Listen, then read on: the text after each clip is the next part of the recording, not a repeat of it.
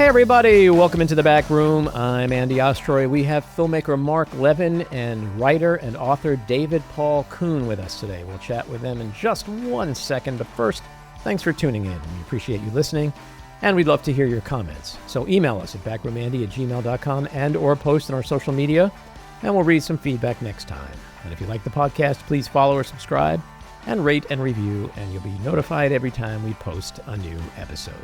So, Marc Levin is an award-winning independent filmmaker. He has made over 50 films, including documentaries, TV series, dramatic feature films, and episodic television. He's won 4 Emmys and 4 duPont-Columbia awards, among other prominent accolades. His highlights include his dramatic hit Slam, the groundbreaking docuseries Brick City, and several films for HBO, including Gang War, Bangin in Little Rock, Thug Life in D.C., and Class Divide. His most recent HBO film, An American Bombing, is streaming on Max and was recently nominated for an Emmy for Outstanding Historical Documentary. His latest film, which premieres September 30th, that's tomorrow, on PBS, is HARD HAT Riot. David Paul Kuhn is a writer and political analyst and author of several books, including his most recent, The Hard Hat Riot, Nixon, New York City, and the Dawn of the White Working Class Revolution. He's served as a chief political writer for CBS News Online, a senior political writer for Politico, as well as chief political correspondent at RealClearPolitics. He's also written for The Atlantic, The New York Times, The Wall Street Journal, The Washington Post Magazine, The Los Angeles Times, National Review, New Republic, among other publications, and regularly appears on networks ranging from BBC to Fox News. Marc, David, welcome into the back room. Hey, Andy, good to be here. Thanks for having us. So congrats on the film, Hard Hat Riot. It is so good. It tells such a fascinating story from 1970 with eye-opening connective tissue to today's political landscape. And it premieres Tuesday, the 30th, on PBS. We're taping this the week before, but by the time it posts, it actually might be tomorrow, the 30th. So I hope folks will tune in and watch it. Marc, you directed and produced the film. David, you're co-producer on the film, and you wrote the book, The Hard Hat Riot, Nixon, New York City, and the Dawn of the White Working Class Revolution, on which the film is partly based. So I'd love for each of you to explain why you wanted to share with us this particular event in history. David, you go first. You started with the book. As I've said in other places, a really difficult present can sometimes be best understood through the past that made it. And basically, when Donald Trump became a serious contender in 2016, I knew I wanted to do a lesson of history. I knew this was the moment in history when the FDR coalition breaks apart, when the first tensions within the Democratic Party based on class emerge. And I just wanted to dive forward into that story. And that's eventually what brought the book to life, and then eventually what brought me to Marc. And I met David through the 2 executive producers, Mika Beardsley and Carrie Woods, who gave us the book. And I read at first I looked at the title and I was like, wait a second, I was here. I was in New York when this happened. And then I read the book and, of course, when it happened and over the years, I'd never realized what David's work and the book really explores. And it was an eye-opener, and obviously speaking so much about where we are today and what's happened, and so much of the punditry, so many of the people, Andy, that you've had on your podcast talk about, how did the Democrats lose the working class? And here was this microcosm, an event that actually I remember because I was working at the Maisels as an apprentice editor on Gimme Shelter, but I had the radio on because I wanted to find out if Willis Reed was going to play that night in Game 7 because he was injured. And so I was, there reconstituting film and listening, and all of a sudden, we've got a news break. There's a disturbance down on Wall Street. The construction workers are beating up all the anti-war protesters. So the fact that it was an opportunity to go back to an event in my own personal life, but see it in a whole new way and explore something that happened 55 years ago, but that speaks so much to the moment we're in now, was irresistible. Yeah, and I want to get to that in a little bit with you guys. The riot was a turning point in American class relations and political culture. You know, we had the Vietnam War, the Kent State shootings, the civil rights movement, political assassinations, patriotism.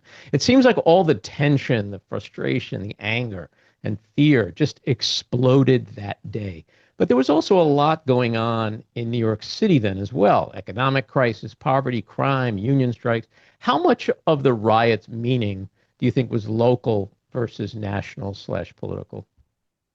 I mean, what allows it to happen is in a sense local, in the way that it's only an accident of history that these two Americas are condensed into one place, because this is the moment when the World Trade Center and other skyscrapers are being built, and the southern face of Manhattan that we know today is really rising of steel and glass. And because of that, there are thousands and thousands of blue collar workers condensed into this area less than a mile wide of lower Manhattan. And at the same time, an epicenter of the anti-war movement in America and in New York City was Wall Street. So really, we have the beginning of these two Americas, and by an accident of history, in this really colonial part of New York City, they are condensed, and that's what allows it to boil over. But in every other way, the tensions, the issues, that's national. That is being felt throughout the country. That is seen in town and gown clashes, even at Kent State and colleges across America. So that in no way is New York City, but that New York City was a working class city still in 1970, that you have the emergence of this class, really just decimation of the working class is coming with the deindustrialization of America that hits New York before it hits the rest of America. There's a lot about New York that allows it to happen, that makes, oddly, New York City kind of a harbinger of what's going to happen to the middle American squeeze. Most people don't think about New York City as being so very American in this way. But all the tensions, everything that comes out that day and in the week is found across America. Mm-hmm. I think one of the things that's interesting, Andy, is that a lot of New Yorkers weren't really aware of what happened. I mean, this was pre-social media. In fact, when I met David and we started on the project, I remember I reached out to my girlfriend at the time, who I was living with on the Upper West Side, and I was like, what do you remember from the Hard Hat Riot? And she was like, what's the Hard Hat Riot? And she had to go to Google. She was right here in New York. So many New Yorkers weren't really aware. It was in the papers, but it was just a different time. So it's what's interesting is how you can take a little known incident in history and yet find the seeds of so much of what's to come. One of the interesting things about the film is that so many of the key players from that period, including college students, construction workers, labor leaders, political aides, police, are featured in the film. Their views, their recollections are really quite compelling. And it's hard to imagine the film without them. Was it hard to track them down? And were they on board from the get-go, or did they need to be convinced to talk after 55 years? Well, that's a good question. I think, David obviously had done a lot of the work, the legwork in writing the book. So that was a huge head start. But some of the principal characters came through Daphne Pinkerson, producer, and myself, meeting with the leaders of the construction industry, the union leadership, and opening ourselves up to kind of their questions to us, making our work available to them. It required, trust building. They appreciated David's book, so that was a huge first step. But we had to be honest. I had to be honest. Like, hey, I was on the other side. If I was down there, you'd be on me, and I'd be on you. So we had people come over to our studio. We didn't hide who we were. We offered to show our films so that they get a sense of the kind of work we have been doing. And I think through that process, they opened up.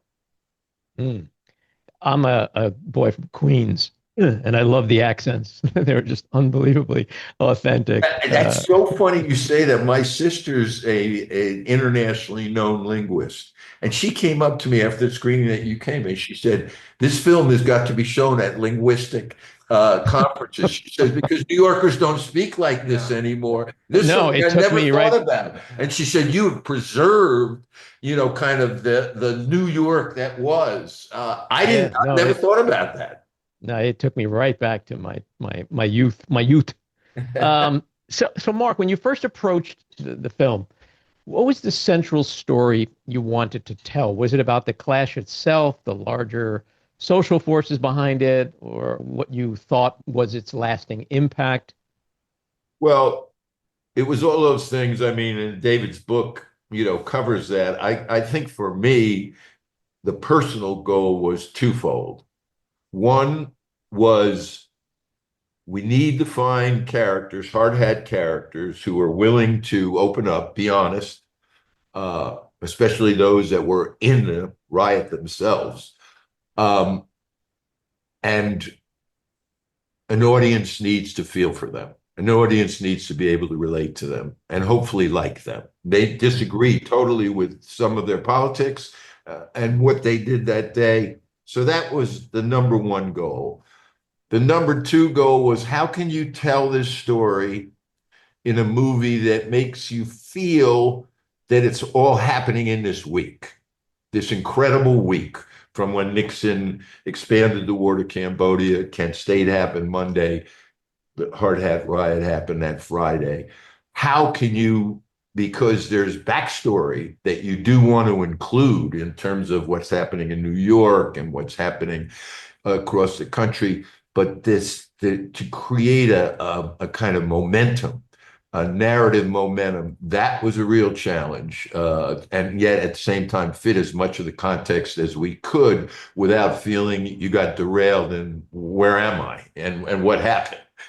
Those were, in terms of the filmmaking challenges for me, the empathy for the hard hats and a feeling for the hard hats and a sense of what a week. And I felt good when a number of people who are our contemporaries or my contemporaries came out and said, wow, that was a week. It was a week. I didn't realize all that shit took place in a week. David, your book lays the foundation for the film. How do you feel Mark's cinematic treatment added or illuminated what is typically harder to convey through prose alone? Yeah, I mean, film is three-dimensional, multi-sensory in a way a book can't. You just can't do it with prose. I try. I'm writing the book to convey smog, the sounds of the city, different sound. The city sounded different then, right? So you can do only so much with language. That film allows liberty. I always thought as soon as I got the original records, and then when I was looking at that first footage that is so critical to the film, that we're the first people to show it. I originally was looking at it in one of those crank reel viewfinders, 16 reel film. I'm cranking through it. I'm like, and I'm bursting at the seams. I'm like, I can't believe this exists. I've got it, got the visual. So right away, I felt like it was cinematic, even before I'd written the book, or even before I'd written the first draft. So I always knew that with the right filmmaker, that there was a film here, that there was something that we could convey visually with sound and with story that, was unique to this medium. I will also say Mark and I were kind of on the same page, right? In my book, it's a 3 acts. My book's 3 acts. The middle is the riot. I tease the riots in the first few pages, right? It's a very cinematic way of storytelling, right? I tease the drama and then I go back in time, right? And then, eventually, then there's the first act, everything that leads into the tumult of 1970, including Chicago 68 and other stories that were not known that I tell, like the other side of Moratorium Day, this blue collar revolt that happened on Moratorium Day. That is in mid-October. To that point, it was the greatest demonstration in terms of size in American history. And that story was told, and it was the most beautiful face of the anti-war movement. But in that moment, there was also a blue collar revolt that day. And so I wanted to tell about all these antecedents, but bring it to the riot tension. And then afterwards, right? Tell how it leads to Nixon, how it leads to the change in the Republican Party. And Mark and I were on the same page in that same three-act structure, but obviously you have to leave much more on the cutting room floor with a film than even a book. And I think that, we just want to keep that propulsive story of that week going while giving as much context as we could. Yeah, I would say the biggest loss was probably 68. We just couldn't, because obviously you had a riot there. You had, kind of police, the Chicago police, blue collar against the anti-war protesters. But it was just there was so much to try to work in that fell by the wayside. Yeah, the archival footage is amazing. And to think that so much of that, or most of it, has not been seen by anyone really is just stunning. Yeah. Mark, when you first conceptualized the film, was there any particular intent to make it a film from the student's perspective or the hard hat's perspective? And did your vision evolve as you began making the film and as you dove deeper into each side? Well, my vision was to make the hard hats the protagonists. And the film start. It's interesting. You saw the festival version minus the final scene, which was a shocker. But the open you saw will not be seen by the audience, and that it tells you the difference. And and that's part of the I guess the American experience formula is just they have like a cold open where there's a narrator and they kind of just tell you, this is what the film is going to be about. Whereas the version you saw, the so-called festival version, it starts up on the 110th floor as the World Trade Center is being worked, and you're seeing New York City, the expanse of New York City, through the eyes of a hard hat. And for me, that was important. In other words, because that's the point of view that we haven't seen. And look, as I say, I was on the other side. I was 19-year-old, but we've seen so many films, so many documentaries from the counterculture, the anti-war movement, the civil rights movement, the women's rights movement, the gay rights movement, the environmental, all important, key. But I had never seen, there was a film called Joe, which Daphne and I actually watched, but there really was not much out there from the other perspective. And even that film, Joe, which was a huge box office hit for the little they put into it, was refashioned once the riot had occurred. And it was really just totally condescending, exactly how the era was changing, how they were portraying the working man. It was, Joe in that movie is this like two-dimensional veteran. He's, he's gung-ho. He's just all the stereotypes that were in fashionable crowds allowed about the working class at that time. And so, yeah, I think you can't say enough about what Mark's touching on. And that, when I was writing the book, I had to put this right in the intro to take it on right away.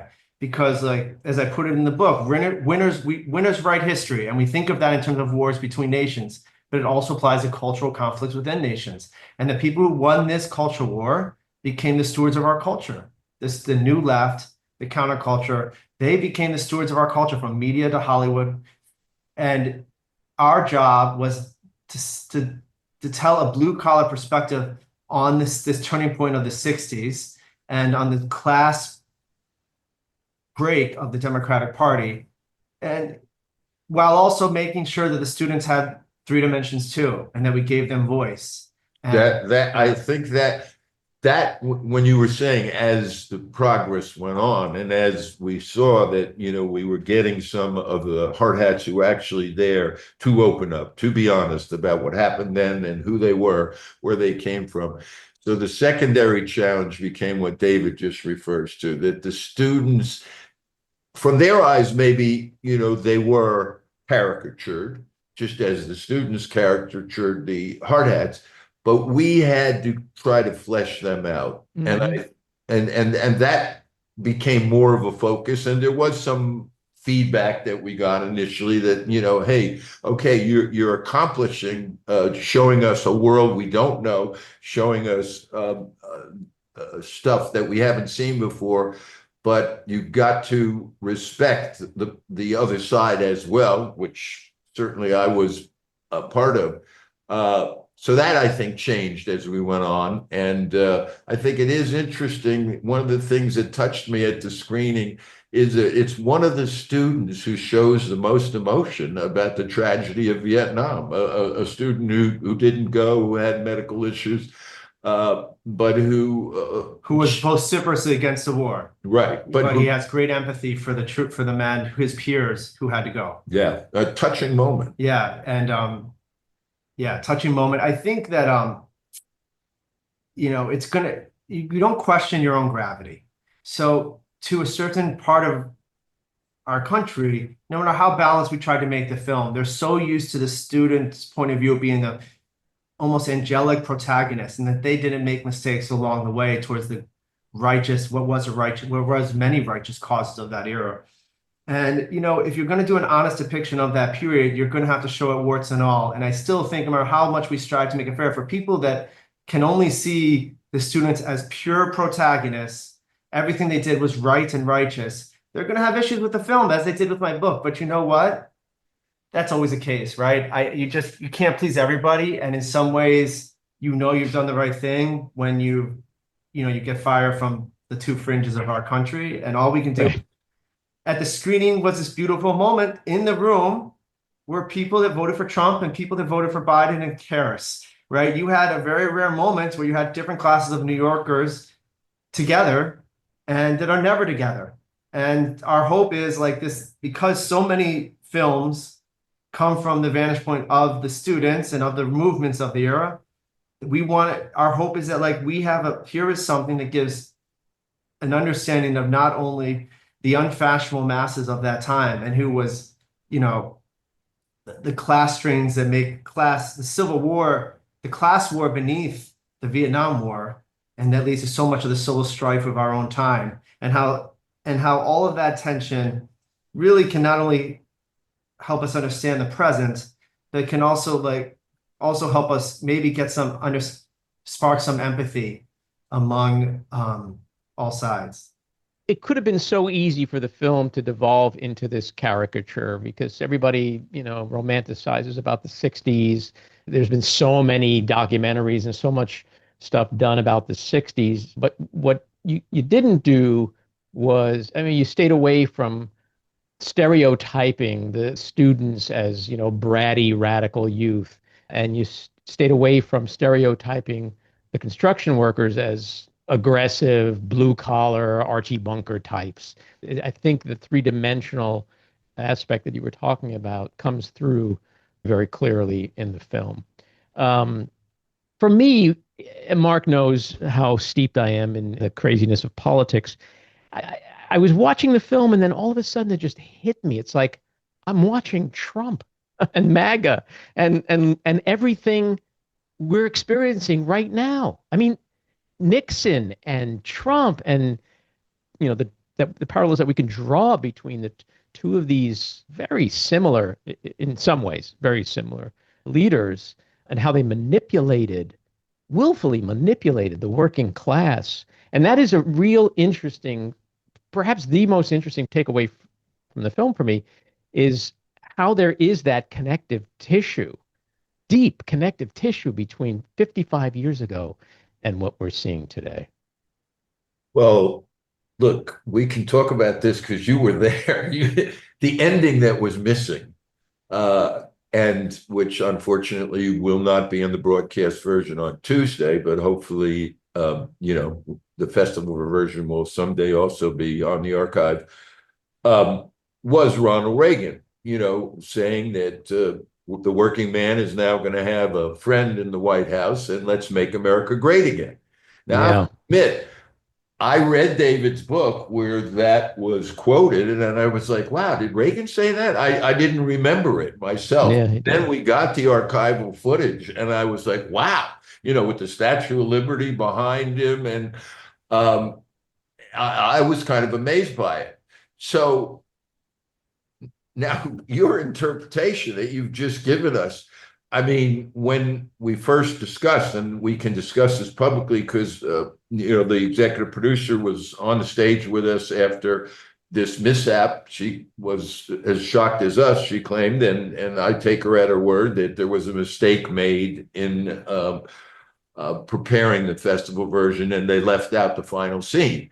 But obviously, that scene is the button to everything you just said about then and today. And of course, that's what I was wondering when we initially had the conversation, which was in the spring. And okay, the Trump administration was getting ready, to attack public media. And where she said, we can't risk. This film is too important. It needs to be seen. And we don't want to risk the gatekeepers at PBS not putting it on the air. So we have to lose that scene. So to Cameo's credit, I suggested let's do a festival version, which she agreed to, which was great, where we could include that. But I was like, why? What's the problem with the gatekeepers? Why would anyone? What's their problem with this?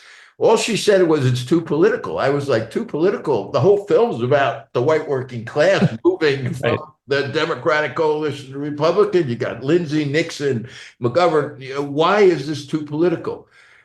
I still don't know the answer, although in July, when the big, beautiful bullshit bill was passed, I did reach out and said, Cameo, I'd feel terrible. Her and her whole staff, all American Experience, are going to be laid off by the end of the year. But what do you got to lose now? Let's go with it. And she was like, it's too late.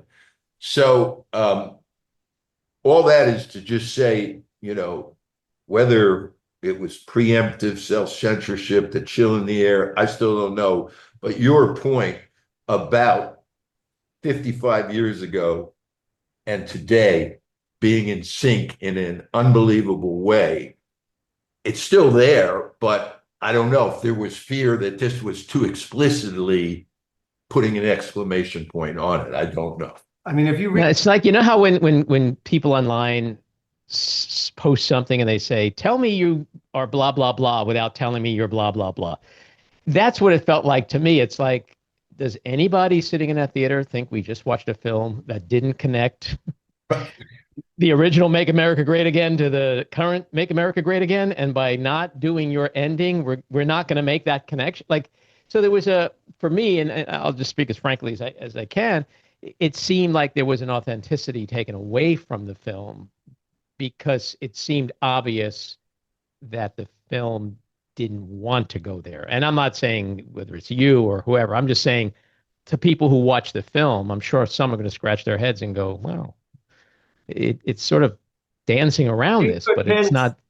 Even if we included the Reagan scene, and I had to deal with this in my afterwards, if you include that scene, that's still almost a half century ago at this point. And so it's a bridge into the present without getting into the present. So that the reason it completes it is that it brings us, because this is the Reagan Democrat, and our film was about the making of the Reagan Democrat. What is not known is that Nixon began what Reagan brands and basically becomes a Reagan Democrat, becomes a Trump Republican. And we're showing what the making of that Reagan Democrat. But I mean, we still had the distance that history allows. We wouldn't want to get too much in the present, because then our current conflicts will inevitably poison the ability to create empathy. So that is one of the great things that historical documentaries or a book can allow. It allows us to sort of understand our current divides with the distance of history. And, I have the book I can dive into. Listen, if you read the book, the sense that, to quote Twain, that history doesn't repeat, but it does rhyme. Yes. It's going to rhyme. It's going to ring in your head, that rhyme, because I had to battle when I wrote the book to have 2 chapters on law and order. They didn't even want it in the book. They're like, this is antiquated. And then the George Floyd drama happens. And suddenly the words law and order are in the air. And nothing we went through in 2020 was not gone through magnified times 10 in the 60s in terms of, civil disorder. And this is true of everything. Rediscovering the working man that happened in 1969 when the press misunderstood Nixon, just as they would misunderstand Trump, with all the snobbery that allowed for that misunderstanding. So by going with that past, we were able, while we would have loved to have hinted to the present, that past does allow us to sort of sort through so much of what plagues us today at this moment that not only forms it, but maybe allows us to, as Mark personally experienced, even Nixon, who was a reviled figure, on the left. And as I noted in the book, even when his memoir wanted to advertise in the Times and the Washington Post, these pillars of free speech, they would not publish an advertisement for Nixon's memoir. So even the paragons of free speech, he was so toxic to their readership, they wouldn't even publish an ad for the memoir. So, but now with the distance that history allows, we can see the demons of Nixon, but also like the more complicated man, the man who had this working class background, who got into Yale and Harvard but couldn't go, had to stay home during the Great Depression, help his family. The boy who, went to get groceries for his family at 4 a.m. before school to help with his parents' store, and then had to get the A's that he did in school. Like, we couldn't get into all of that in the film, but that person helps us understand how the Republican Party shifts from blue bloods to blue collars. It's somebody who God came from that. Yeah, it's funny. The other day, somebody made an analogy to me. They said, when you eat a chocolate sundae, like, you don't need that cherry on top. It makes it so much, more interesting, but you don't need it. That's the way I walked away from the film. The ending that you didn't do could have been a cool cherry on top, but it didn't really detract from the film, the historical value of the film. You still do get the connection, but for me, what would have been cool is to make people appreciate and perhaps be more concerned with the guy who is sitting in the White House right now, because he is a student of history, and we are seeing history repeat itself. And he's studied everyone from Hitler to Nixon to Reagan, steals from these people. And so it just would have been a louder punctuation, I guess. But the bigger point is what audiences will clearly see, which is it's like somebody just leapt from 1970 into the present tense, because so much of the political landscape is exactly the same. Yeah. Well, that was really the eye-opener of David's book, was reading it and seeing, beyond Vietnam, which obviously was so central, and beyond the civil rights movement, because race, was obviously key. But that the fundamental economic shift that's happening was absolutely essential to all these changes, and yet we misread, or I misread, the counterculture misread the power of the culture that we were countering against. In other words, that how powerful the need for patriotism and respect for the flag and family values and religion and all the things that, the counterculture was how powerful they were and how they can overcome even your own economic self-interest. And we see it even in pop culture, where you hear the stories of the disrespect, somebody stepped on your shoe or somebody, and it's like, what? You got shot? You got, it's like, it's incomprehensible. Yet in the human psyche, obviously, this need for respect, for agency, for a sense of value, being heard, all of those things counts tremendously. And I certainly discounted it. But I will say the other side also, it's what David said, I think is unusual. You were at a screening where there were MAGA people, and some came out to the bar with us afterwards, which was great. And the ability to hang out, and from their side also to say, hey, we made mistakes, we misjudged. We didn't see the big picture. It took us time to understand what was really happening. That was very moving and touching. And there aren't that many films or plays or cultural events you can go to. Sports may be one of them, which you and I share a love of, but where you can end up in conversation and even in friendship, but have deep ideological and political differences. Yeah. And the key characters in the film, what's also fascinating is that when I was listening to them as I watched the film, I've had conversations with family members, certain friends, that sounded exactly like the guys in the film. Like, it really is if we are frozen in time. And another big takeaway for me was that at the end of the day, we all kind of always end up caring about the same things: affordability, patriotism, whatever rights one thinks we have and don't have or being taken away from us. Like, to me, there was no difference between the people on both sides in the film and what they were expressing 55 years ago and what people were talking about today. And I think that's why the film will resonate with a lot of people when they watch it. I hope so. I mean, I think it was really important to convey. We have this moment where, we have construction workers who's also a veteran, talking about like he arrives by accident at the riot downtown. And at first he's kind of sympathetic to the students. He didn't like the war, but then he sees them step on the flag. Right. And it was really And that was important it. to show this because what's hard for people to understand is while it's well known to our culture based on 1,000 books and 100 films of the anti-war movement and their cause to end this dreadful war. What's important in that moment to see while they're trying to end a dreadful war, you have to see the righteousness in that man too, because he has been portrayed as this gung-ho simpleton who's attached to the flag, so he's not going to let you burn it. But what the hope is in that scene that you actually see is no, he's standing up for people who can't stand up for themselves. In his mind, he's standing up for the veterans who died, for his comrades who lost an arm or lost their well-being in war. Right. To him, when they're showing disrespect to the flag, they're disrespecting that sacrifice. Yes, he took it way deeper. We're making. And so he's also standing up for the powerless in that moment. And it was important in that moment to show that these people, that both sides could have a sense of rightness in that moment. Right. Mark, what do you hope people take away from this film? What do you want them to remember? Well, I want them to repeat everything you've just said, Andy. I mean, you are, of course, a great audience, so well informed talking. You've had so many kind of pundits and political insiders on your podcast.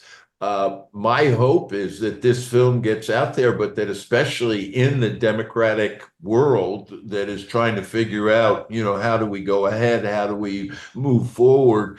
That the relevance you see, and certainly I hope other people see, will kind of get them to look at some of this. Just get rid of that, sorry. In a way that this idea that we are so politically correct, and that you got to be this, that, and the other on every issue, that there is a more openness on the Democratic side in terms of moving forward. I think in New York City, you mentioned affordability, what we're dealing with right now. It was upsetting to see Democratic leaders afraid to embrace the winner, Mandami. And obviously, I get they're afraid they're going to be branded, but at the same time, they're already branded as old. When's the next generation going to ever step forward? When's some new energy? When is somebody bringing young people, progressive young people, open-minded young people into the mix with working class people who want to make this city not just a gated community? So obviously that's one of the hopes. And then at the same time, we've shown it to MAGA supporters who embrace the film, and it opens them up to having more of a civil dialogue and a constructive dialogue instead of the poison that we see, unfortunately, so much on cable TV and other venues. So that's my hope. At the same time, I feel terrible for public TV. I feel this is so ironic. At the moment they're trying to bury public TV, here is the kind of film that public TV should be doing. That speaks to different sides. That's not just what they have, said repeatedly, left-wing propaganda. This is another way of approaching these subjects. I wish some of those who claim on the Republican side to be representing working people, who want the Republican Party to be a new majority, where, as Nixon's vision and part of Reagan's, that working people, it's not just blue bloods, it's blue collar also, that they will see in the film a way forward. That's my hope. Good luck with the premiere. It's Tuesday, the 30th on PBS. The film, again, is called Hard Hat Riot. The book, David's book, is called The Hard Hat Riot. Go out and get that book as well. And thanks for coming on. And let's talk about your next project when it happens. Come back. All right, Andy. Thank you so much. Great to see you. Right. This episode was produced and edited by me, Andy Ostroy. It was co-produced by Maddie Rosenberg and Jen Hammoud for Radio Free Rhinecliff, with additional editing by Maddie Rosenberg, music by Andrew Hollander, and graphic design by Cricket Langell. And with a special thanks to our sponsor, The Epicurean.